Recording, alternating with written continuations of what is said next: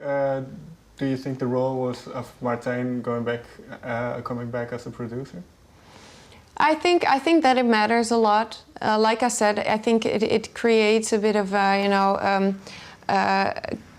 creatively free atmosphere. But I also think that during this production, we didn't have so much time, and I think that he managed really well to make us, make the best of the time that we had, and and I think actually for everybody the responsibility was also bigger, because we were not working with a team of like many producers who hold you by the hand. So, and I think that I think it matters a lot, and I think he was also all the time kind of keeping in mind that the songs kind of remain true to the initial idea that we had when we wrote them. So I definitely think that in that way it put its mark on the record. In what time span then was this record written?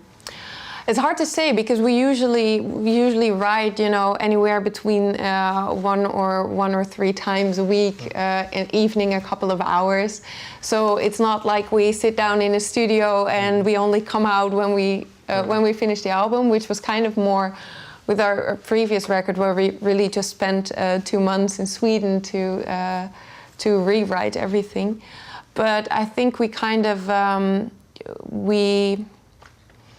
I think in the beginning of last summer we started to really write a lot. So from then to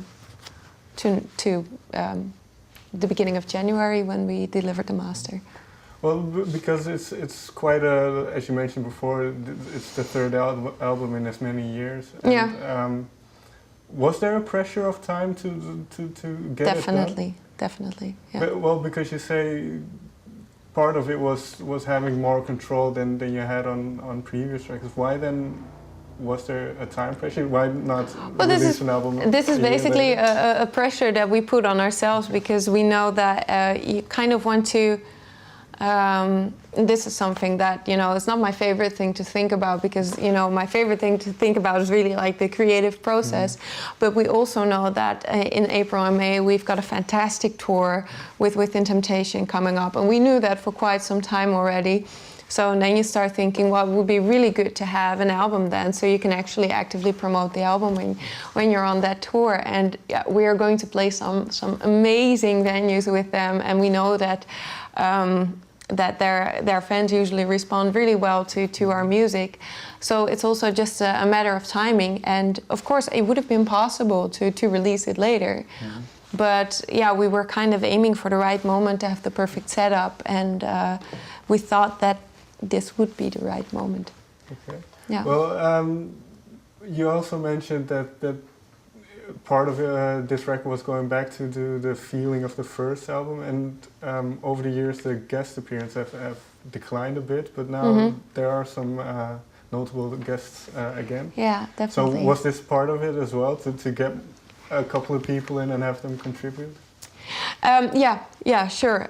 We, basically with this whole album, we thought, we are just going to do what we really like, and not to second guess a lot of things that we're doing. So, and we just basically really like working with guest musicians. So sometimes we have made the choice to work with less, because we thought, whatever, we kind of have to establish ourselves as a band more independently from, who works with us. But at this point, we've been going at it for like 8 years by now. So we thought that is not something that we really have to, not to consider until that extent anymore. And we have chosen to work with some of the guests that were actually a part of our music on our first 2 records. Most notably, I think Marco Hitala, since he was on both of our first records. And he kind of became a really prominent part of our sound back then. So this caused the fact that whenever we write a song and we try to imagine male vocals, we kind of automatically imagine his male vocals. And we thought, what the hell, we just asked him again, and he was happy to cooperate again. So it's a nice little reunion. Same goes for George Oosthoek, who does some grunts.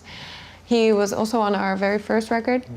And I kind of think that it's cool that this record in that way refers back to our first records, because there are some things on our upcoming album which, like very, very elaborate orchestral tracks and, you know, prominent grunts, which we haven't done for a very long time and we're kind of introducing. So it only makes sense to kind of, yeah, to have that kind of reunion going on, and it feels really positive.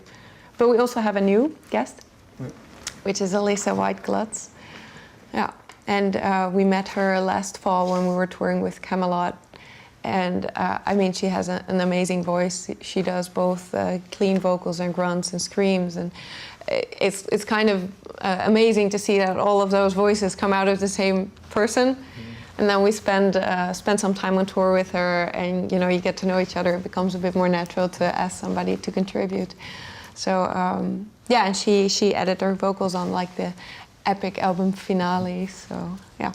But in terms then of performing these songs live, is it difficult to translate the song honestly in a live show? Some of them will be difficult, some of them not so much. For example, Marco has a very big vocal range, so usually he sings, usually I sing on the demo what he is kind of going to sing. And he can easily, you know, sing in a woman's register. So for me, usually it's very well possible to sing the parts that he's done on the album. Of course, the character of my voice is really different. But yeah, physically, it's possible. And for some things, we kind of have to be creative. But then again, it's live music. So it's always nice when it's not an exact copy of what's happening on the record. Adds a bit of excitement. Exactly, yeah. Final question. I believe you're going back to the United States as well for a tour. How important is the US as a market for you? Well, it's potentially very important. The thing is, it's such a very big country that it's kind of hard to get your foot on the ground there. But as we've heard, it's very important when you tour there to come back very soon. And yeah, we are very happy now that we can, because we toured there last fall and we noticed that we had a lot of, you know, we were supporting, but we still noticed that we had full venues singing along to our lyrics. So obviously we have a following there. And so that was really positive for us to know. And that was also kind of a clue for us, like it makes sense to come back here. And that's what we're going to do in September when we're joining Sonata Arctica and on tour, and our label mates Xandria are joining us as well. So good times, yeah. Okay, thank you very much for your time.